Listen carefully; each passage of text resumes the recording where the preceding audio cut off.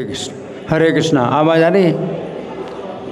और आगे आ जाइए जो सुनना चाहते हैं। बहुत ही आज पवित्र दिन है और ऐसे महापुरुष की कृपा का द्वार खुला है। साल में एक ही दिन आता है इनका तिरुभाव दिवस। किनका तिरुभाव दिवस? अभिराम ठाकुर। किसका? अभिराम ठाकुर का। तो आप लोग रुकिए और 9 बजे तक आप रुकिए, क्योंकि 9 बजे तक हम उनकी चर्चा करेंगे और आप जो है उनकी कृपा प्राप्त करेंगे। तो हाथ उठाइए, 9 बजे तक कौन कौन रुकेंगे? हाथ उठाइए। 9 बजे तक मुझे छोड़ के ना जाएं, तो आपको कृपा का जो है लाभ होगा। क्योंकि जिन दिनों में किसी वैष्णव आचार्य का आविर्भाव या तिरुभाव होता है तो उनकी कृपा का द्वार खुला रहता है। ठीक है ना? तो आप लोग जो है बड़े ध्यान से सुनिए, कान खोलिए और मुंह बंद करिए। ठीक है प्रभु?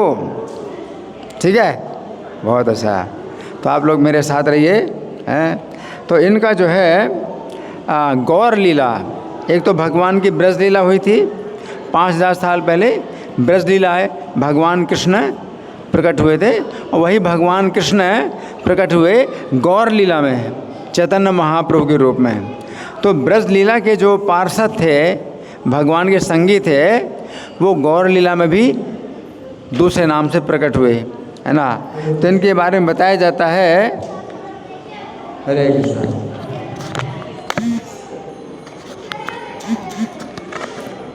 हरे कृष्णा। अभी आवाज़ ठीक है? हाँ। इनके बारे में बताया जाता है, पुरा श्री दाम नामासीत अभिरामो धुना महान। जो ब्रज लीला में जो श्रीदामा नाम के सखा थे, भगवान कृष्ण के श्रीदामा नाम के सखा थे, वो गौर लीला में, गौर लीला तो भगवान चैतन्य महाप्रभु की लीला 550 साल पहले हुई और ब्रज लीला हुई भगवान की 5000 साल पहले। तो 4500 साल का अंतर है। तो 5000 साल पहले ब्रज लीला में जो श्रीदामा नाम के सखा थे, वही गौर लीला में कौन है? अभिराम ठाकुर, चैतन्य महाप्रभु के संगी, है ना। तो भगवान कृष्ण ही चैतन्य महाप्रभु के रूप में प्रकट हुए 550 साल पहले। तो अभिरामो धुना महान 32 जने रेव बाह्यम काष्ठम बाह्या।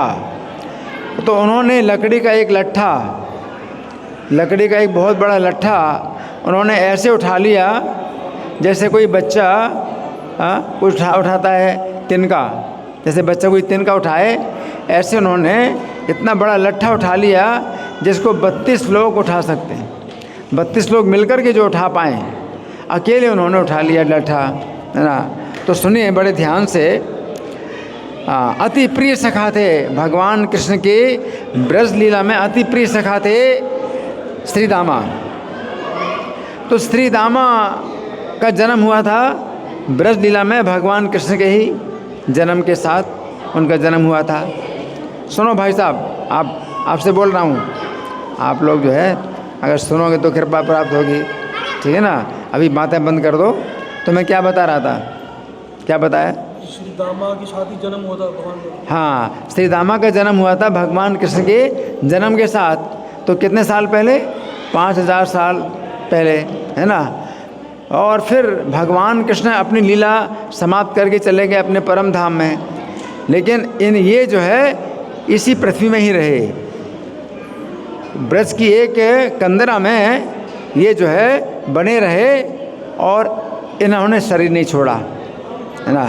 और फिर 450-500 साल पहले जब भगवान चैतन्य महाप्रभु का अवतार हुआ, तो उस समय इनको पता चला कि इतना समय बीत गया।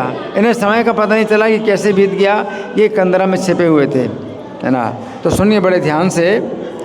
श्रीदामा ने शरीर का त्याग नहीं किया और एक ब्रज की गुफा में बने रहे। जैसे लुका छिपी खेल खेलते थे ना, भगवान कृष्ण के साथ में लुका छिपी का खेल खेलते थे, तो छिप गए। तो ये सोच करके छिप गए कि भगवान कृष्ण आएंगे, मुझे ढूंढेंगे। तो होते ना बच्चे खेलते हैं लुका छिपी का खेल, तो छिपे हुए थे और भगवान कृष्ण की लीला समाप्त हो गई, ये छिपे रहे और भगवान कृष्ण की लीला समाप्त हो गई और 4,500 साल बीत चुके जब चैतन्य महाप्रभु का अवतार हुआ। चैतन्य महाप्रभु और नित्यानंद प्रभु का अवतार हुआ। तो चैतन्य महाप्रभु श्री कृष्ण है जो चैतन्य महाप्रभु के रूप में हुए और नित्यानंद प्रभु बलराम जी जो नित्यानंद प्रभु के रूप में प्रकट हुए। तो नित्यानंद प्रभु जब आए ब्रज में, तो ब्रज में जो है इन्होंने देखा नित्यानंद प्रभु को, तो पहचान गए हमारे बलराम जी, तो बलराम जी को पहचान गए। तो इन्होंने जो है पूछा कि श्री कृष्ण कहाँ हैं। तो नित्यानंद प्रभु ने कहा कि अरे श्री कृष्ण तो परम धाम गोलोक चले गए थे, अभी दोबारा उन्होंने अवतार लिया है चैतन्य महाप्रभु के रूप में और वो नवद्वीप में लीला कर रहे हैं, चलो नवद्वीप। तो देखो 4,500 साल बाद जो है ये उसी शरीर से नवद्वीप में आए। 4,500 साल तक जो है इनका शरीर कैसा रहा, ज्यों का त्यों रहा, उसी बचपन की अवस्था, बालक की अवस्था में ये आए। और ब्रज से फिर जो है नवद्वीप में जब आए हैं तो यहाँ पर बताया गया है कि श्री कृष्ण लीला में इन्होंने फिर से श्री कृष्ण के दर्शन प्राप्त किए। जब नित्यानंद प्रभु वृंदावन आए तो अपने स्वामी सखा बलराम को पहचान गए, नित्यानंद के रूप में बलराम जी को पहचान गए और नित्यानंद ने नवद्वीप चलने को कहा। तो ये जो है नित्यानंद प्रभु के साथ में जो है नवद्वीप आ गए अभिराम नाम से। तो सोचो इन्होंने जन्म नहीं लिया, भगवान चैतन्य ने जन्म लिया, गौर लीला में भगवान चैतन्य ने जन्म लिया और जितने उनके सखा थे सब उन्होंने जन्म लिया, इन्होंने जन्म नहीं लिया। इन्होंने जन्म लिया था कब, ब्रज लीला में, और उसी शरीर से आ गए, उनका शरीर नहीं बदला। वो अवस्था थी इनकी मान लो 10 साल की अवस्था, तो 10 साल की अवस्था ही बनी रही। 4,500 साल बीत गए और 10 साल की अवस्था बनी रही और फिर ये आए तो नवद्वीप में आए। तो नवद्वीप में आए तो इनको जो है एक दिन सपना हुआ। अब अभिराम ठाकुर, इनका नाम अभिराम ठाकुर है। क्या नाम है, अभिराम ठाकुर इनका नाम है। तो इनको एक दिन सपना हुआ, इनको सपना आया तो भगवान गोपीनाथ की जो मूर्ति थी वो ज़मीन के अंदर दबी थी। अब सोचिए कोई मूर्ति अगर ज़मीन के अंदर दबी है तो कौन जान सकता है, कोई नहीं जान सकता। भगवान स्वयं इनके सपने में जो है आदेश देते हैं कि मुझे इस स्थान से निकालो, ज़मीन में मैं अंदर हूँ। तो उन्होंने वहाँ खुदाई कराई और वहाँ जो है इनको प्रकट किया, है ना, स्थापना की इन्होंने। तो गोपीनाथ जी की जो है स्थापना की, है ना। और इन्होंने अनेक स्थानों में यात्रा की और प्रचार किया। तो इनके पास एक चाबुक था जिसका नाम था जय मंगल। तो प्रभु जी ने बताया ना, इनके पास एक चाबुक था। चाबुक आपने देखा होगा जो तांगे वाले होते हैं ना, तो घोड़े को चलाने की चाबुक रखते हैं। अब आजकल तो तांगा भी नहीं चलता, है ना, ये देखा होगा चाबुक, है ना। तो बांस का एक डंडा है, उसमें जो है एक रस्सी लिपटी रहती है। तो चाबुक जो है इनके पास रहता था, उसका क्या नाम था, जय मंगल। ये जय मंगल चाबुक जो है, इसको जो है किसी को अगर वो ऐसे धीरे से भी मार दें, चाबुक मारा जाता है घोड़े को, और जब घोड़े को चाबुक मारा जाता है तो वो तेज़ी से भागता है। तो ये चाबुक मारते थे, तो जैसे घोड़ा तेज़ी से भागता है चाबुक मारने से, ये किसी को चाबुक मार दे तो उसकी भक्ति बहुत तेज़ी से क्या होती, आगे बढ़ती। मतलब ये आश्चर्य है। देखो भक्ति को जो है आगे बढ़ाने के लिए हमें बड़ा परिश्रम करना पड़ता है। ये भक्ति होती है प्रारंभ में श्रद्धा, फिर साधु संग, फिर भजन क्रिया, अनर्थ निवृत्ति, फिर निष्ठा, फिर रुचि, आसक्ति, फिर भाव, फिर प्रेम। इतना लंबा भक्ति का जो है रास्ता है कि आप जो है कृष्ण के प्रेम तक पहुंचने के लिए आपको 9 सोपान पार करने पड़ेंगे, है ना। और कई जन्मों में कृष्ण प्रेम मिलता है, कई जन्म में। और इनके चाबुक से एक बार में ही कृष्ण प्रेम मिल जाए उसी समय, कितनी बड़ी बात, कृष्ण प्रेम प्राप्त हो जाए उसको, है ना। अभी हम लोग भी कहाँ, कौन से धरातल में है, कोई साधु संघ के धरातल पर है, कोई भजन क्रिया के धरातल पर है। कृष्ण प्रेम तो बहुत दूर की बात है। और कृष्ण प्रेम जो है, किसी को चाबुक मार दिया तो क्या हो जाए, कृष्ण प्रेम प्राप्त हो जाता था। हाँ, तो जहानवा माता जो नित्यानंद प्रभु की पत्नी थी, उनके आदेश के अनुसार श्रीनिवासाचार्य को उन्होंने 3 बार चाबुक मारा। एक बार में ही कृष्ण प्रेम प्राप्त हो जाए, और 3 बार में तो बहुत ज़्यादा आगे बढ़ जाए भक्ति। तो श्रीनिवासाचार्य को 3 बार चाबुक से मारा, है ना। तो फिर क्या हुआ, हाँ, ये प्रेम भक्ति का संचरण हुआ। और श्रीनिवासाचार्य ने भी बहुत लोगों का पाखंड दूर करके भक्त बनाया। तो श्रीनिवासाचार्य के ऊपर इन्होंने कृपा करी थी। कैसे, चाबुक कितने बार मारा, 3 बार चाबुक मारा। देखो मतलब कितना शॉर्टकट, कृष्ण प्रेम प्राप्त करने का कितना बड़ा शॉर्टकट है। एक चाबुक मार दें तो कृष्ण प्रेम प्राप्त हो जाए, है ना। तो बहुत तेजस्वी थे। एक बार जो है इन्होंने कृष्ण के प्रेम में वो अपना जो है वो था, आवेश था, कृष्ण के प्रेम का आवेश था। तो कृष्ण के प्रेम के आवेश में अपनी उस चेतना में आ गए जो बालक थे, गोप बालक चेतना में आ गए। तो भगवान कृष्ण के संगी जितने बालक थे वो क्या करते थे, बंसी बजाते थे। भगवान कृष्ण बंसी बजाते थे तो उनकी बंसी ध्वनि तो अलग ही है, लेकिन भगवान के संगी जो बालक थे वो भी बंसी बजाते थे। तो उनकी बंसी बजाने की इच्छा हुई। अब बंसी बजाने की इच्छा हुई तो उनको कोई ढूंढ रहे थे, कोई लकड़ी मिल जाए जिसकी बंसी बजाएं। तो एक बहुत बड़ा लट्ठा पड़ा था, तो वो लट्ठा जो है इन्होंने उठा लिया, जिसको 32 आदमी मिलकर के उठाएं। और वो उन्होंने उठाया कैसे, एक तरफ से उठाया, जैसे बंसी बजाते हैं ना, तो एक तरफ से ही उठाते ना। लट्ठा इतना बड़ा, कितना बड़ा लट्ठा, लेकिन उन्होंने एक साइड से उठा लिया। एक साइड से उठाना तो और भी मुश्किल है ना। सेंटर से उठाएं तो आपको जो कुछ है मतलब कम शक्ति मिलेगी, लेकिन एक साइड से, किनारे से उठाना तो और ज़्यादा मुश्किल है। तो उन्होंने किनारे से उठा लिया और इसी प्रकार से धारण कर लिया जैसे बंसी बजाते हैं। बंसी ऐसे बजाते हैं ना, ये बंसी इतनी लंबी होती है, यहाँ से पकड़ के बंसी बजाते हैं। इस तरह बंसी बजा ली, बंसी बना ली इन्होंने। तो और इनकी एक विशेषता ये थी कि अगर ये प्रणाम करें किसी को, और वो जो है वो व्यक्ति अगर भगवान के धरातल पर नहीं है तो ये प्रणाम करेंगे तो मर जाएगा। जैसे मान लो शालिग्राम शिला, तो शालिग्राम शिला वो तो भगवान, साक्षात भगवान होते हैं। तो शालिग्राम शिला को प्रणाम करते थे तब तो शालिग्राम शिला सुरक्षित रहती थी, असली है। अगर नकली है, कई बार क्या शालिग्राम शिला नकली होती है, तो पहचान करने के लिए असली है या नकली है, अगर वो प्रणाम करेंगे और नकली होगी तो फट जाएगी। मतलब इतना इनका जो है वो शक्ति थी कि अगर नकली है शालिग्राम शिला तो फट जाए, है ना।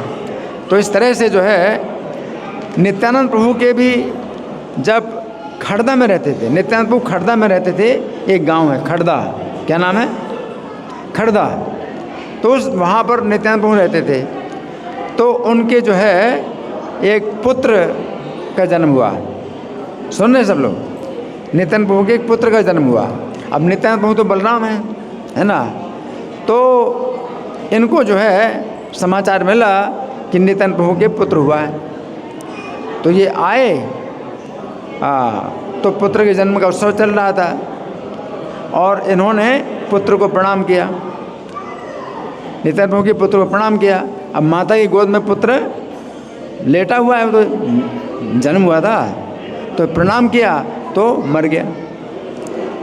क्यों मर गया? क्योंकि वो नित्यानंद प्रभु के बराबर के स्तर का नहीं था, तो मर गया। अब देखो कितना बड़ा एक उत्सव था और वो शोक में बदल गया, बड़ा शोक हो गया। अच्छा, फिर दूसरा पुत्र हुआ तो इनको नहीं बुलाया गया, क्यों? ये प्रणाम करेंगे तो पुत्र मर जाएगा, तो उनको नहीं बुलाया गया। तो ये क्या सोचते हैं, मुझे नहीं बुलाया गया, लेकिन मैं तो गोप हूँ। जो गोप होते हैं ना, वैश्य, जो गौएं चलाते हैं, वो वैश्य जाति के कहलाते हैं, तो मैं तो वैश्य जाति का हूँ। तो जो ब्राह्मण होता है उसको तो बुलाने पर ही आता है, ब्राह्मण को जब बुलाए, निमंत्रण दे तो आएगा, है ना। लेकिन वैश्य में तो गोप हूँ, मुझे नहीं बुलाया गया, तो फिर मुझे तो जाना चाहिए। तो चले, और फिर चले गए। तो फिर क्या हुआ कि जैसे पुत्र को प्रणाम किया और मर गया। इस पर दूसरा, ऐसे 7 पुत्रों का जो है मरण हो गया। 7 बार पुत्र का जन्म हुआ और मरण हो गया। अच्छा, फिर 8वें बार जो है इनके पुत्र हुए वीरभद्र प्रभु। क्या नाम था? वीरभद्र प्रभु। वीरभद्र प्रभु भगवान के अवतार थे, है ना। तो 8वें पुत्र। लेकिन वीरभद्र प्रभु के जन्म के समय सबने सोचा कि इनको नहीं बुलाना, और ये तो बिना बुलाए भी आते हैं। तो जो गंगा जी थी, गंगा पार करके आना पड़ता था, तो गंगा के किनारे के जो नाविक थे उनको भी मतलब ये विशेष रूप से सावधान कर दिया कि अगर अभिराम ठाकुर आएंगे तो उनको नदी पार नहीं कराना। जितने नाविक थे उनको क्या कहा गया कि उनको नदी पार नहीं कराना। तो ये जो है जब आए और इन्होंने कहा कि हमें गंगा पार करना है, तो उन्होंने पूछा आप कौन है? बोले अभिराम ठाकुर। तो उन्होंने नाव को डुबा दी। अभिराम ठाकुर है, आपको गंगा पार नहीं कराएंगे, नाव डुबा दी। तो उन्होंने कहा कि तुमने नाव डुबा दी तो उससे क्या होए, मैं तो गंगा पार करूँगा। तो अपनी धोती उन्होंने गंगा जी में डाली और उसमें बैठ करके गंगा पार कर ली। अपनी धोती को पानी में डाला और उसी में बैठ कर गंगा पार कर लिया। अब पहुंच गए, खड़दा में पहुंच गए। अब नित्यानंद प्रभु बोले कि आपको तो हमने बुलाया नहीं था, आप कैसे आ गए? बोले हम तो गोप हैं, हम तो चरवाहे हैं, गौएं चलाते हैं, तो हम तो बिना बुलाए आ जाते हैं। अच्छा, तो नित्यानंद प्रभु बोले ठीक है, तो चलो भोजन करो।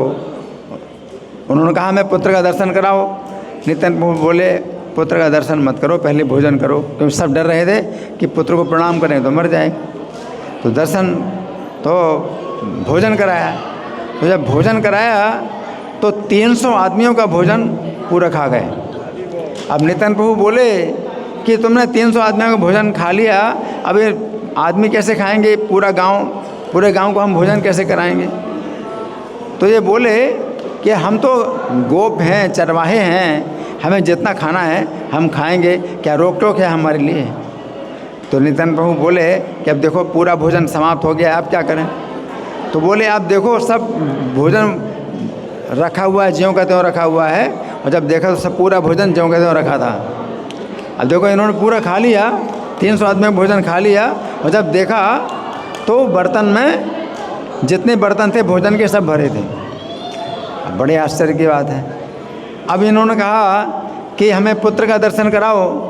नित्यानंद प्रभु बोले तुम क्यों पुत्र का दर्शन करना चाहते हो? तुम पुत्र को मार डालोगे, तुम प्रणाम करोगे पुत्र मर जाएगा। बोले नहीं नहीं, ऐसी बात नहीं है, मैं तो आपके पुत्र की परीक्षा करता हूँ कि आपका जो पुत्र है, जो आपका पुत्र बनने लायक है, जो विष्णु तत्व है, तो उसकी हम परीक्षा करते हैं। आप पुत्र को जो है पुत्र का दर्शन कराओ। तो उनका पुत्र जो है नित्यानंद प्रभु की पत्नी की गोद में बैठा हुआ था, लेटा हुआ था। इन्होंने प्रणाम किया। तो चूँकि वो भगवान के अवतार थे, वो वीरभद्र प्रभु भगवान के अवतार थे, तो हंस पड़ा वो पुत्र जो है, हंसा। तो दूसरी बार प्रणाम किया तो बच्चा और हंसा, तीसरी बार प्रणाम किया, बच्चा और हंसा। तो अभिराम ठाकुर बोले कि ये है आपके पुत्र, जो कि आपके पुत्र होने के योग्य है, हमने ये परीक्षा की। इस प्रकार से मैं जो विश्वरूप प्रभु हैं, जो क्या नाम था उनका? नहीं, जो बच्चे का नाम था वीरभद्र। तो वीरभद्र प्रभु जो है, चूँकि भगवान विष्णु के अवतार थे, इसलिए जो है नित्यानंद प्रभु के पुत्र वो मतलब रहे और उन्होंने फिर बहुत जो है प्रचार किया। तो इसके बाद फिर उनका वीरभद्र प्रभु का उन्होंने अभिराम ठाकुर ने एक अष्टक की रचना की, स्तुति, संस्कृत में स्तुति की रचना की। उसमें अष्टक का मतलब होता है 8 श्लोक, और श्लोक के अंत में जो है वो शब्द बार बार दोहराए जाते हैं। तो वो जो शब्द थे, सोयम प्रसिद्ध तु हरि किल वीरभद्रा, ये जो है श्लोक के अंतिम शब्द थे। सोयम प्रसिद्ध तु हरि किल वीरभद्रा, मतलब है कि ये भगवान जो हरि हैं वीरभद्र नाम से, वो मेरे ऊपर प्रसन्न हुए। इस तरह से नित्यानंद प्रभु की पुत्री गंगा जी भी एक पुत्री थी। तो गंगा जी स्वयं नित्यानंद प्रभु की पुत्री बनी, भगवान विष्णु पुत्र बने और गंगा जी इनकी पुत्री बनी। तो गंगा जी को भी जो है इन्होंने गंगा जी के भी संबंध में इन्होंने जो है क्या किया, 12 बार प्रणाम किया। और वो जहानाबाद देवी जो गंगा जी की अवतार थी, वो हंसती रहीं हैं, क्योंकि गंगा जी हैं भगवान की शक्ति हैं, इसलिए उनका जो है बता। तो इनका जो चरित्र था वो ऐसा था कि भगवान के जो है जो वस्तुएं हैं उनका अनुसंधान करते थे। जैसे चैतन्य महाप्रभु, तो चैतन्य महाप्रभु की जो है मान लीजिए कि उनका दंड कमंडलू अगर मान लो कहीं रखा हुआ है और वो असली है, अगर असली है तो प्रणाम करेंगे तो उसका कुछ अनिष्ट नहीं होगा, और अगर नकली है तो प्रणाम करते तो वो फट जाए, टूट जाए, है ना। तो इस प्रकार से जांच करते थे कि कौन सी वस्तु जो है भगवान की जो है असली है, जिसका भगवान ने प्रयोग किया। तो भगवान की मान लो खड़ाऊँ, है ना, भगवान की खड़ाऊँ है, या भगवान का जो है मतलब कोई भी पात्र है भगवान ने उसका प्रयोग किया है, तो जांचने के लिए ऐसा करते थे। और इनका जो है मतलब इतना प्रभाव था कि कोई व्यक्ति अगर अपने को कहता था कि मैं भगवान हूँ, तो बहुत ऐसे पाखंडी लोग होते हैं जो अपने को क्या बोलते हैं, भगवान। तो ये जो है क्या करते थे, वो प्रणाम करेंगे तो सब भागते थे, डर जाते थे। कोई अगर अपने को भगवान कहता है तो वो क्या कहते, तुम भगवान हो, है ना, मैं प्रणाम करता हूँ तुमको, तुम भगवान हो मैं प्रणाम करता हूँ, मर जाएगा। तो कोई पाखंडी और जो ऐसा जो होता है बदमाश अपने को भगवान कहता है। आजकल भी बहुत से लोग भगवान बने हैं ना, है ना, और भगवान तो है नहीं वो, है ना, और भगवान बने हैं, है ना। तो ऐसे लोगों को जो है मतलब बहुत डर लगता था इनके सामने आने में। कोई अगर उनको कहे, आजकल तो बहुत लोग हैं भाई हम भी भगवान हैं, है ना, हाँ, तो अपना एडवर्टाइजमेंट करते हैं कि हम भगवान हैं, हमारे दर्शन करो। बहुत लोग इस तरह से भगवान बने हुए और ये क्या करेंगे, केवल प्रणाम करके ही उसको मार डालेंगे, भगवान को मार डालेंगे। प्रभुपाद भी ऐसा कहा करते थे।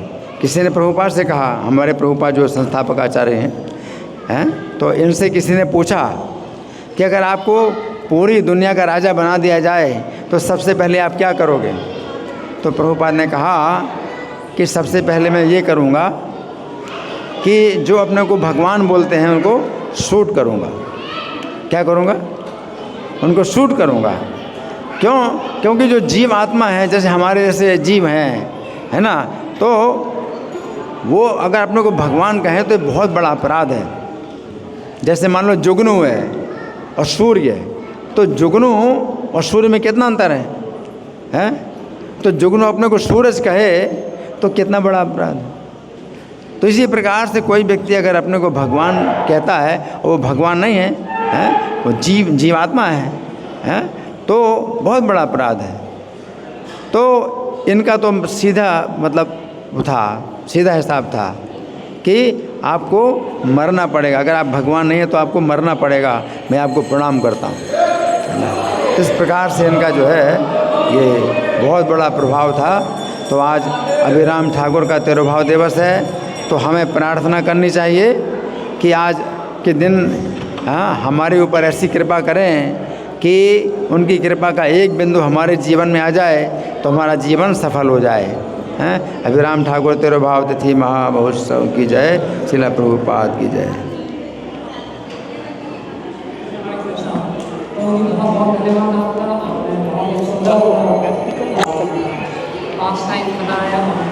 उनके बारे में, उनके जीवन के बारे में बताया। तो मेरा आप सब